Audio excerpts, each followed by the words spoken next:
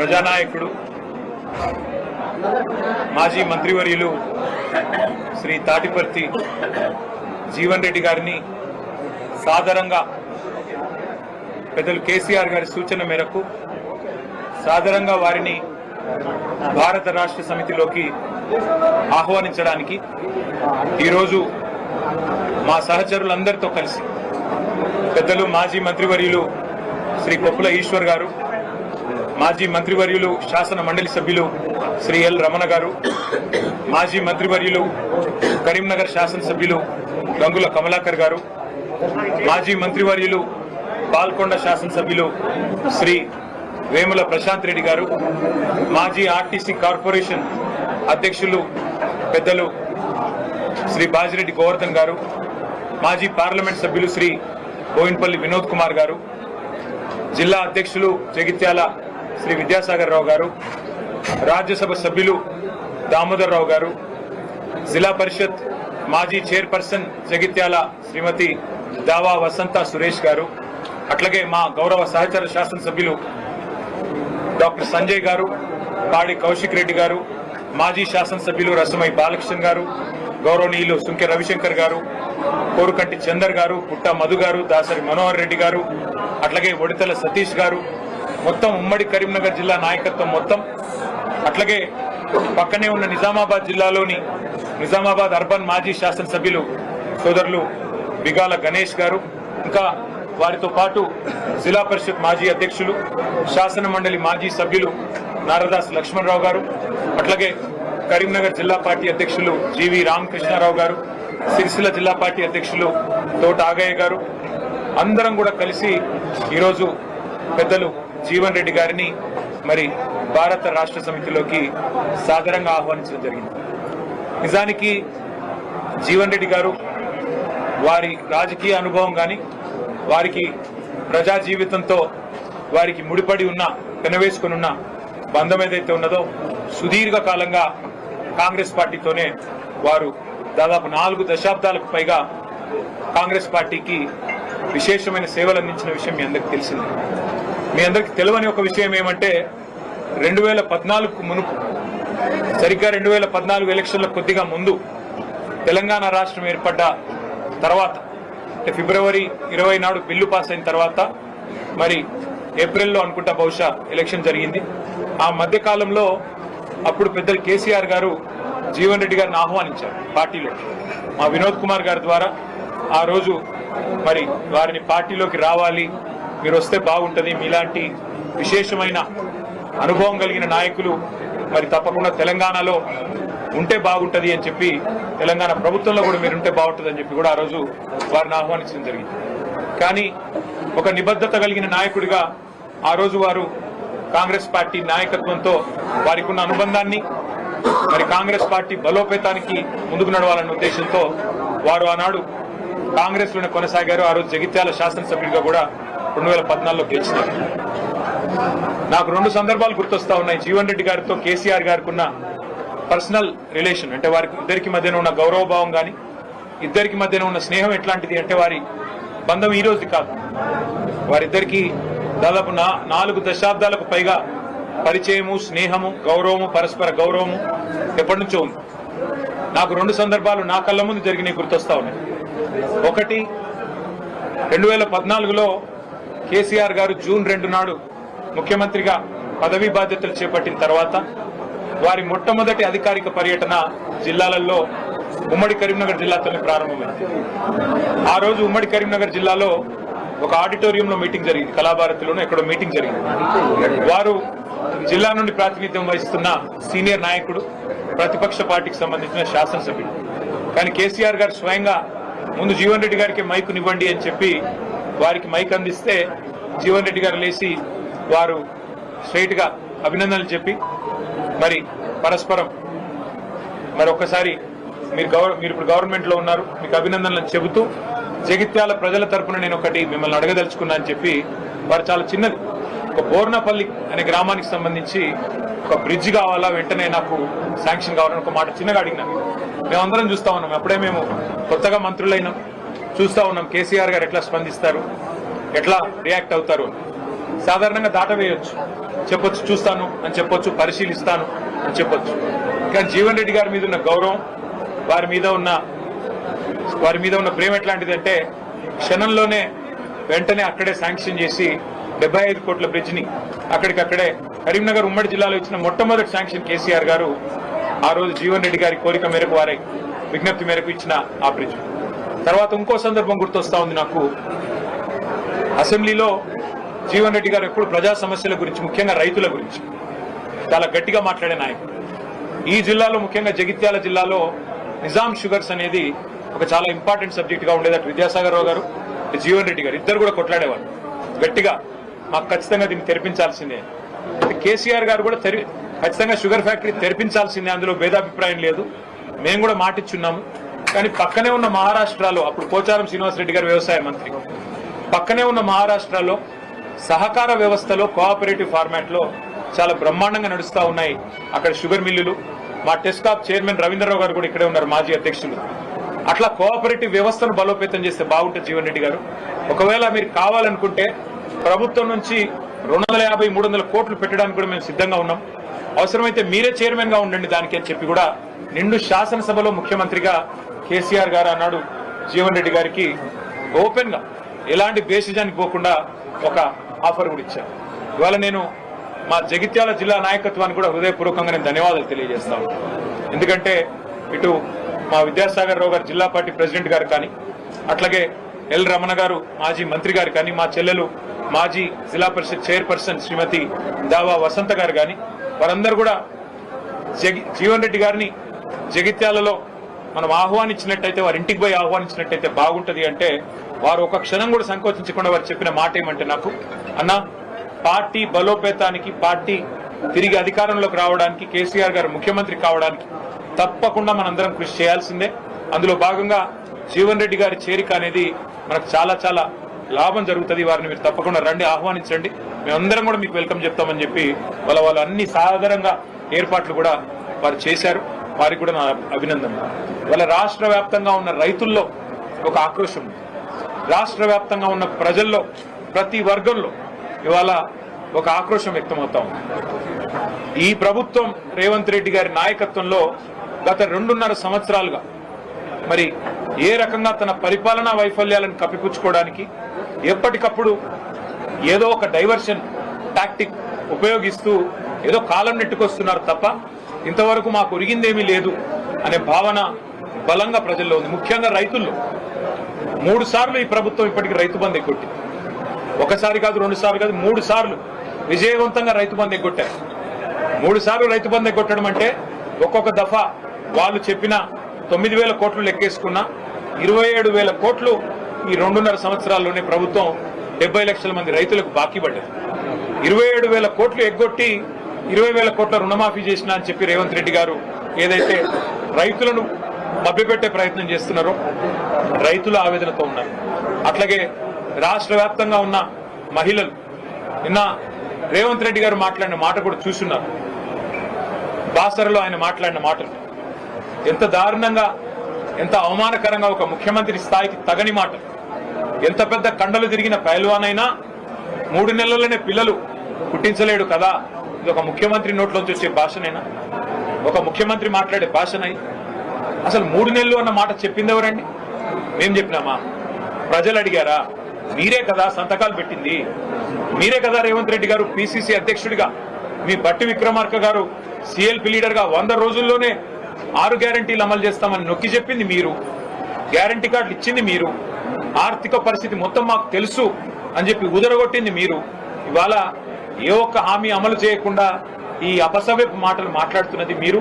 పెద్దలు జీవన్ రెడ్డి గారు లాంటి నికార్సైన కాంగ్రెస్ నాయకులను అవమానించి వారి ఆత్మగౌరవాన్ని దెబ్బతీస్తున్నది మీరు. ఇది ఒక జీవన్ రెడ్డి గారి విషయంలో కాదు నేను మాట్లాడుతున్నాను. నేను మొన్న డిప్యూటీ సీఎం బట్టి విక్రమార్క గారి కొడుకు పెళ్లికి పోయినా. ఒకరు కాదు, ఇద్దరు కాదు, ఒక 100-150 మంది కాంగ్రెస్ కార్యకర్తలు నా చేతిలో చేసి అన్న వచ్చేది మీ ప్రభుత్వమే. అది సందర్భము కాదు, రాజకీయ వేదిక కాదు, ఇంకోటి కాదు. ఎందుకు చెప్తా ఉన్నా అంటే కాంగ్రెస్ పార్టీ కార్యకర్తల ఆక్రోశమే ఇట్లా ఉంటే, సామాన్య కాంగ్రెస్ కార్యకర్తల ఆవేదన ఇట్లా ఉంటే, ఈ రాష్ట్రంలో రైతుల పరిస్థితి, ఈ రాష్ట్రంలో మహిళల పరిస్థితి, ఈ రాష్ట్రంలో పేదల పరిస్థితి, ఈ రాష్ట్రంలో 2 లక్షల ఉద్యోగాలని చెప్పి మీరు మీ చేతిలో మోసపోయిన యువత పరిస్థితి ఏ రకంగా ఉందో మనం అర్థం చేసుకోవచ్చు. సరే, ఇవాళ రేవంత్ రెడ్డి గారు అధికార మత్తులో, అధికారం ఉందనే అహంకారంతో ఇష్టారీతిని మాట్లాడుతుండవచ్చు. పెద్దలను కూడా కేసీఆర్ గారు అయితేనేమి, మరి తెలంగాణ కోసం గట్టిగా, కాంగ్రెస్ పార్టీ కోసం గట్టిగా కొట్లాడిన పెద్దల్ని కూడా అవమానించే తీరులో మాట్లాడుతుండవచ్చు. కానీ కాలం ఎన్నటికీ ఒక్కలాగా ఉండదు, అధికారం కూడా ఎన్నటికీ ఎవరిది ఒకరి సొత్తు కాదు. 10 ఏళ్లు ప్రజలు మాకు అవకాశం ఇచ్చారు. ఇవాళ 5 ఏళ్లు కాంగ్రెస్ పార్టీకి, రేవంత్ రెడ్డి గారికి ప్రజలు అవకాశం ఇచ్చినారు. మాకైతే సంపూర్ణమైన విశ్వాసం ఉంది. వారిని నేను కేసీఆర్ గారి తరఫున పార్టీలోకి ఆహ్వానించడానికి ఇక్కడికి వచ్చినాను. వారు సానుకూలంగా స్పందించారు. మాకు కేసీఆర్ గారితో నాకు వ్యక్తిగతంగా కూడా చాలా అనుబంధం ఉంది. కానీ మీరందరూ వచ్చారు, ఆహ్వానించారు, సంతోషం. కానీ ఒకసారి నేను కేసీఆర్ గారిని కూడా కలిసి ఈ రాబోయే 2-3 రోజుల్లో నేను నా నిర్ణయం తప్పకుండా చెప్తానని చెప్పి జీవన్ రెడ్డి గారు చెప్పారు. చాలా సంతోషం. నేను వారిని కోరేది ఒకటే, ఈ రాష్ట్రంలో రైతులు, ఈ రాష్ట్రంలో పేదలు తిరిగి వారి మొహంలో చిరునవ్వు రావాలి అంటే కేసీఆర్ గారు ముఖ్యమంత్రి కావాల్సిందే. తిరిగి మళ్ళీ కేసీఆర్ గారు బాధ్యతలు చేపట్టాల్సిందే, తెలంగాణను పట్టాలు ఎక్కించాల్సిందే. అందుకే వారి సహకారాన్ని నేను కోరుతా ఉన్నాను. మా సహచరులందరం కూడా కలిసి వచ్చి వారిని ఇవాళ ఉమ్మడి కరీంనగర్ జిల్లా, అట్లాగే ఉమ్మడి నిజామాబాద్ జిల్లాకు సంబంధించిన ముఖ్య నాయకులందరం కూడా వచ్చి వారిని సాధారణంగా ఆహ్వానించాము. వారు పెద్దలు కేసీఆర్ గారితో కలిసిన తర్వాత మిగతా అన్ని విషయాలు కూడా ప్రజాహితాన్ని దృష్టిలో పెట్టుకొని, అల్టిమేట్ గా ఈ రాష్ట్ర భవిష్యత్తును దృష్టిలో పెట్టుకొని, తప్పకుండా జగిత్యాల జిల్లా ప్రయోజనాలు కూడా దృష్టిలో పెట్టుకొని వారు నిర్ణయం తీసుకుంటారని చెప్పి నేను ఆశిస్తా ఉన్నాను. వారికి తప్పకుండా మా వైపు నుంచి ఆహ్వానం మాత్రమే కాదు, పార్టీలో కూడా సముచితమైన స్థానము, గౌరవము తప్పకుండా ప్రజల్లో వారికి ఉన్న గౌరవానికి, ప్రజల్లో వారికి ఉన్న గుర్తింపుకు తగ్గ విధంగా ఉంటుందని చెప్పి కూడా వారికి నేను విజ్ఞప్తి చేస్తూ, మరి ఈరోజు వారు కూడా వారి సహచరులందరినీ పరిచయం చేశారు. చాలా ఓపికగా మమ్మల్ని రిసీవ్ చేసుకున్నందుకు పెద్దలు జీవన్ రెడ్డి గారికి కూడా హృదయపూర్వకంగా మా అందరి పక్షాన వారికి ధన్యవాదాలు తెలియజేస్తూ వారు స్పందించాలని కోరుతాం. ఈరోజు భారత రాష్ట్ర సమితి అధ్యక్షులైనటువంటి కేసీఆర్ గారి ఆధ్వర్యంలో వారి యొక్క ఆలోచన సూచన మేరకు బీఆర్ఎస్ పార్టీ కార్యనిర్వాహక అధ్యక్షులు మిత్రులు కేటీఆర్ గారు ఏదైతుందో జిల్లా చెందినటువంటి, అంటే ఉమ్మడి కరీంనగర్ జిల్లా చెందినటువంటి అందరు కూడా నాకు పూర్వ సహచరులే, అందరితో కలిసి పనిచేసినటువంటి అనుభవం నాకుంది. అందరితో పర్సనల్ రిలేషన్ కూడా నాకుంది. అందరితో ఇక్కడి మారిన పరిస్థితులకు అనుగుణంగా బీఆర్ఎస్ లో కలిసి పనిచేస్తే రాష్ట్ర భవిష్యత్తు కొరకు ఇలా ప్రధానంగా ఏదైతే యువనం కాన్స్టిట్యూషన్ ఏదైతుందో రాష్ట్ర భవిష్యత్తు అనేది ప్రధానం. రాష్ట్ర భవిష్యత్తు కొరకు ఏదైతుందో మనం పాటుపడుతున్నటువంటి అవకాశం మరి వారు నాకు కల్పించడానికి ముందుకు వచ్చినందుకు నేను వారికి హృదయపూర్వకంగా ధన్యవాదాలు చెప్తాను. చెప్పండి, నేను వాస్తవంగా ఏదైతుందో 25 మార్చ్ నేను కాంగ్రెస్ పార్టీ నుండి రాజీనామా చేయాలని చెప్పని నిర్ణయం తీసుకున్న నాడు కొత్త భావోద్వేగానికి గురి కావడం జరిగింది. 4 దశాబ్దాల అనుబంధం కలిగినటువంటి ఒక రాజకీయ పార్టీ నుండి మరి బంధం తెచ్చుకునేటువంటి ఒక పరిస్థితి ఎదురు కావటం కొంత నాకు ఆనాడు really I felt that day was very unfortunate. కానీ ఇవాళ ఒక విధంగా ఏమనిపిస్తుంది, కాంగ్రెస్ పార్టీతో అనుబంధం తెచ్చుకున్నా కానీ ఇలా భారతీయ రాష్ట్ర సమితి లాంటి తెలంగాణ రాష్ట్ర ఏర్పాటు సాధన కొరకు ఉద్యమించినటువంటి ఒక నాయకుడు కేసీఆర్ గారి యొక్క నాయకత్వంలో పనిచేసేటువంటి అవకాశం నాకు లభిస్తున్నందుకు real I'm feelings today is the most happiest day in my life. అంటే ఇలా జీవితం అనేది ఎటు దారి తీసి ఏంటి మనం ఎవరు కూడా ఊహించమని చెప్పారు. ఉమ్మడి కరీంనగర్ జిల్లానే కాదు, తెలంగాణ రాష్ట్రం యావత్తులో కూడా జీవన్ రెడ్డి లాంటి ఒక నాయకుడు కాంగ్రెస్ పార్టీ నుండి దూరం అవుతారని చెప్పి ఎవరు కూడా ఊహించలేని చెప్పండి. దాని కారణాలు కూడా మీరు ఊహించి ఉంటారని చెప్పండి. గత 20 మాసాలకి నేను ఏదైతే అంటే ఎదుర్కొంటున్నటువంటి ఒక మానసిక క్షోభ, రాజకీయ పరిస్థితులు అన్ని కూడా తట్టుకొని నిలబడ్డని చెప్పండి. అయినప్పటికీ కూడా ఏదైతున్నదో ఇవాళ నేను తట్టుకొని నిలబడ్డా, కానీ రాష్ట్ర భవిష్యత్తు కూడా ప్రధానం అని చెప్పంటున్నాను. వీళ్ళ ఆనాడు ఏదైతే 2023 సాధారణ శాసనసభ ఎన్నికల్లో ఒక్కరికి కూడా ఏముంటుందంటే ఇంకా మెరుగైన పాలన కావాలి, ఇంకా మాకేదో భవిష్యత్తు కావాలనుకుంటాం. ఆనాడు ఏదైతే 10 సంవత్సరాల కేసీఆర్ పాలనలో తెలంగాణ సమాజానికి కల్పించినటువంటి యొక్క పరిష్కారాలు ఏదైతుందో, అభివృద్ధి ఉందో, ఇంకా మెరుగైన పాలన కావాలని చెప్పి కాంగ్రెస్ పార్టీ మరి మీరు పేర్కొనడం జరిగిందో దాన్ని ప్రజలు ఆకర్షితులైంది. ప్రజలు ఆకర్షితులైంది, కాంగ్రెస్ పార్టీకి అవకాశం కల్పించింది. కానీ రియల్లీ ఏదైతుందో నా అనుభవం చెప్పంటున్నాను. I have seen NT Rama Rao గారి ప్రభుత్వం చూసా, నేను తదుపరి చెన్నారెడ్డి గారి ప్రభుత్వం చూసా, విజయభాస్కర్ గారి ప్రభుత్వం చూసా, రాజశేఖర్ గారి ప్రభుత్వం చూసా, చంద్రబాబు నాయుడు గారి ప్రభుత్వం చూసా, కేసీఆర్ గారి ప్రభుత్వం చూసా నేను. కానీ ఈ 2 సంవత్సరాల కాలంలోనే ఇవాళ అంటే 10 సంవత్సరాల్లో సాధించినటువంటి అభివృద్ధి సంక్షేమ ఫలాలు తిరోగమన దిశగా చెప్పండి.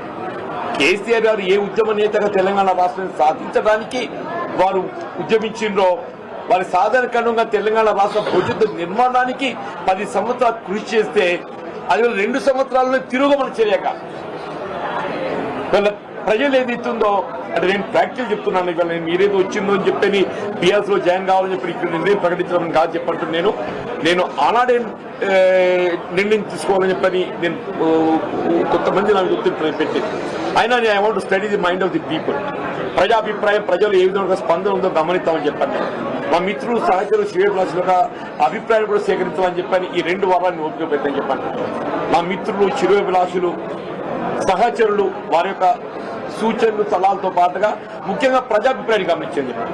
నేను ఈ మధ్య ఒక 4-5 డేస్ బ్యాక్ ఇట్లా ఒక ప్రెస్ కాన్ఫరెన్స్ పెట్టింది. మా ప్రెస్ మిత్రులు కూడా ఇంకా మీరు ఎందుకు ఓపిక పడుతుంది సార్, ఏదో నిర్ణయం ప్రకటిస్తే అయిపోతాయి కదా, ఎందుకు మీరు అనుకున్నట్టు ప్రకటించి ముందుకు పోతే అయిపోతాయి కదా అని చెప్పని మా పాత్రికేయ సోదరులు కూడా ఏది ఇస్తుందో దే టు హ్యావ్ సజెస్టెడ్ అంటే ఇవాళ ఏది ఇంకా మీరు రీచ్ అవ్వాల్సిన అవసరం లేదు, you can go further, you can go head అనే ఒక భావ సూచనలు మా పాత్రికేయ సోదరులు కూడా పొందడం జరిగిందని చెప్పండి. ఇవాళ ఏది ఇస్తుందో కేసీఆర్ గారి యొక్క నాయకత్వంలో పనిచేసే ఒక అవకాశం మీరు అన్నట్టు 2014లో నాకు వచ్చింది. అయినా కానీ ఇది పొలిటికల్ కమిట్మెంట్ తోని నేను కాంగ్రెస్ లో కొనసాగింది. బట్ ఇవాళ పరిస్థితి లోపల ఏదైతుందో నేను వ్యక్తిగతంగా కాంగ్రెస్ లో ఎదుర్కొంటున్నటువంటి ఒక మానసిక ఇబ్బందులు తోడు ఏదైతుందో నాకు రాష్ట్ర హితం ప్రధానం కనబడుతుంది చెప్పి ఎవరికైనా ప్రజా జీవితం అనేది రాష్ట్ర హితం అని చెప్పండి. ఆ రాష్ట్ర హితము ముఖ్యంగా రైతాంగం, రైతు కూలీలు, నిరుపేద వర్గాలు, దళితులు, బలహీన వర్గాలు, ఆడబిడ్డలని చెప్పట్టు నేను విద్యార్థి లోకం అని చెప్పండి. నిర్ణయాగమం ఏదైతుందో కోర్టు వీళ్ళ ఫీజు రియంబర్స్మెంట్ ఏదైతుందో రాష్ట్రంలో చెల్లింపు చేయలేకపోతుంది కాబట్టి మీరు తల్లిదండ్రుల దగ్గర ఫీజు వసూలు చేసుకోవచ్చని చెప్పాను. ఎంతకన్నా మోస్ట్ అన్ఫార్చునేట్ థింగ్ ఏముంటుందో చెప్పండి. ప్రభుత్వం యొక్క వైఫల్యానికి ఇంతకన్నా పెద్ద నిదర్శనం ఏముంటుందో చెప్పండి. విద్యార్థులంటే రాష్ట్ర భవిష్యత్తు, దేశ భవిష్యత్తు అని చెప్పండి. అప్పుడు విద్యార్థి లోకానికి ఏది ఇస్తుందో ఇవాళ మనము భవిష్యత్తు చూపెట్టలేకపోతున్నాం అని చెప్పంటే పాలన అనేది ఏ విధంగా కొనసాగుతుందో దీన్ని బట్టి ఊహించవచ్చు అని చెప్పంటారు.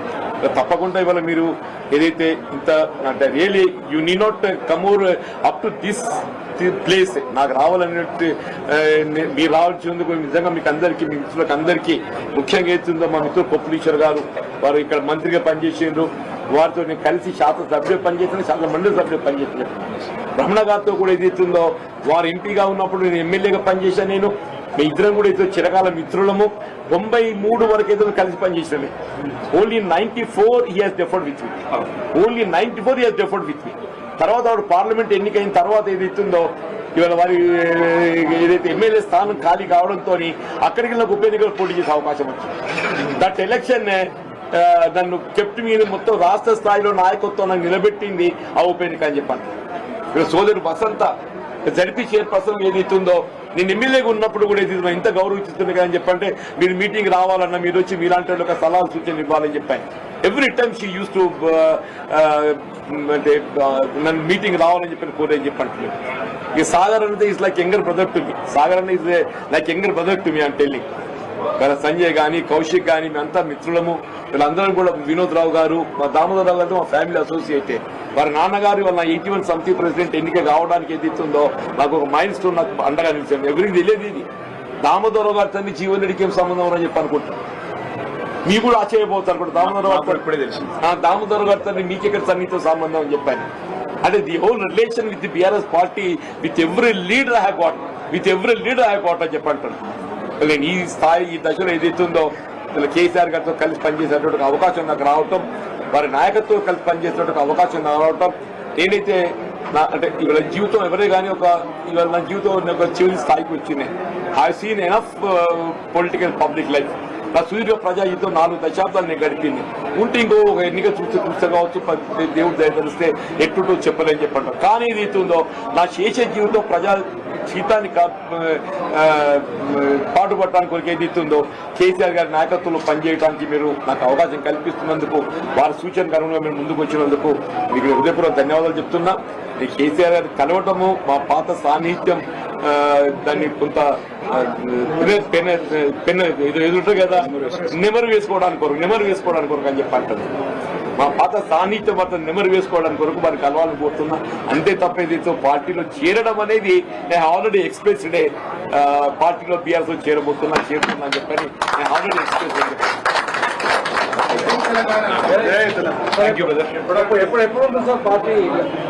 తినబోతు రుచులు అడగకూడదు. పెద్దవాళ్ళిద్దరు కలుసుకున్న తదుపరి కార్యాచరణ ఇప్పుడు వారి నిర్ణయం ప్రకటించింది. పార్టీలో చేరడం లాంఛనంగా చేరుతాను. కేసీఆర్ గారిని కలిసి కేవలం మా స్నేహానికి సంబంధించిన కొన్ని జ్ఞాపకాలు నెమరేసుకోవడానికి అని చెప్పారు. ఈ పెద్ద నిర్ణయం చెప్పేసిండ్రు. మిగతా వార్తలు మీరు తర్వాత రాస్తారు. అవన్నీ మీరు అడగకూరి బ్రదర్. పెద్దవాళ్ళు ఇద్దరు మాట్లాడుకొని అన్ని విషయాలు ప్రకటిస్తారు. భయ్యా మీరు తినబోతు రుచులు అడగకూడదు. మీరు తొందరపడకుండ్రి. ఇప్పుడు వారిద్దరికి ఉన్న అనుభవం అంత కాదు నా వయస్సు. కాబట్టి వారిద్దరు కలుసుకున్నాక పెద్దలు వారి నిర్ణయం ప్రకటిస్తారు. ప్రకటించిన దాని తదుపరి వారు ఏ నిర్ణయం ప్రకటిస్తే దాన్ని శిరసావహించడం, దాన్ని అమలు చేయడం మా బాధ్యత.